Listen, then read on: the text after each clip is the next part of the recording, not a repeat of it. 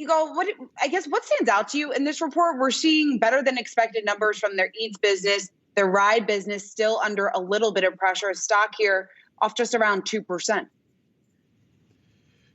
Yeah, I think the thing that stands out the most is I think following along what we saw from Lyft last night is the better EBITDA, and Uber didn't really change anything around their language on path to profitability like Lyft did yesterday, but continuing to kind of move along that line of getting to profitability by the end of the year overall, and reaching there at a with lower demand than was originally projected. The Eats business is on fire, and that's really important. That's carried them through the pandemic.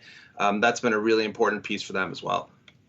So what will the analysts on the earnings call, what is the metric that's going to be the key metric? Is it going to be all about the delivery business, or is it going to be about gross bookings in the traditional core business?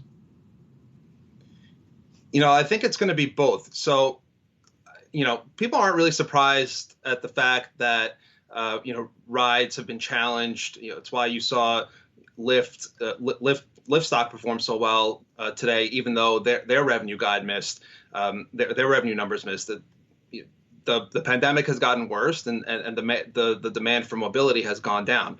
So, analysts are going to want to try to understand the trend coming out over the next couple months, what they're seeing in specific cities, maybe cities where the pandemic hasn't had as much of an impact or it's gotten better.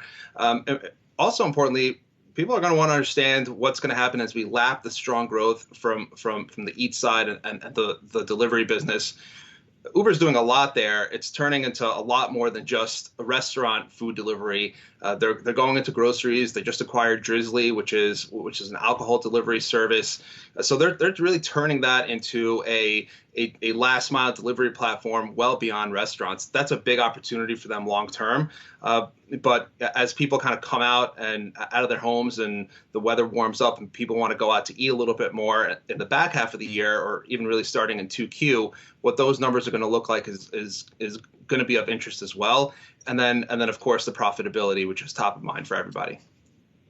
Yigal, I wanted to ask you a little bit more about that profitability. In their release, they said that they remain on track, well on track with the exact words, to achieve 2021 profit goals. Did this come to you as a surprise, or is this something that you were expecting to hear from Uber today?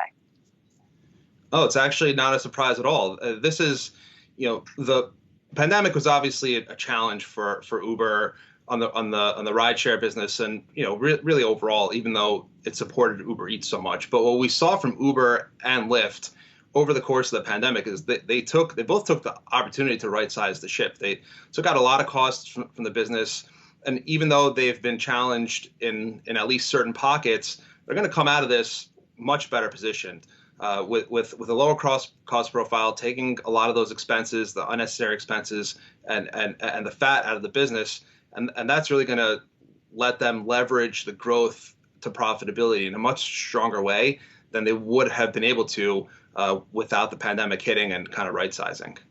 I'm trying to find that number for Uber. I know the Lyft number. They talked about eliminating $360 million in fixed costs in their report. Let me switch to this. Given the fact that delivery is so key to them at this point, is there room for another acquisition to grow that side of this? It's possible. I mean, we've seen a couple of things, and I think they're much better positioned here than we were a year ago or a year and a half ago, where the delivery business was just so cutthroat. They acquired Postmates. There's been some rationalization within the restaurant delivery side. They acquired Cornershop, which is a Latin American company, and they're building that out in the U.S. as well to deliver groceries. And now they have alcohol delivery. There are likely other pockets where they can kind of continue to tack on, but now they have really important pieces to a lot of last mile delivery options. They've also launched some things internally, like delivering essentials from pharmacies and partnerships with CVS and Walgreens. They've done a lot to move Eats from just restaurant to last mile as a whole.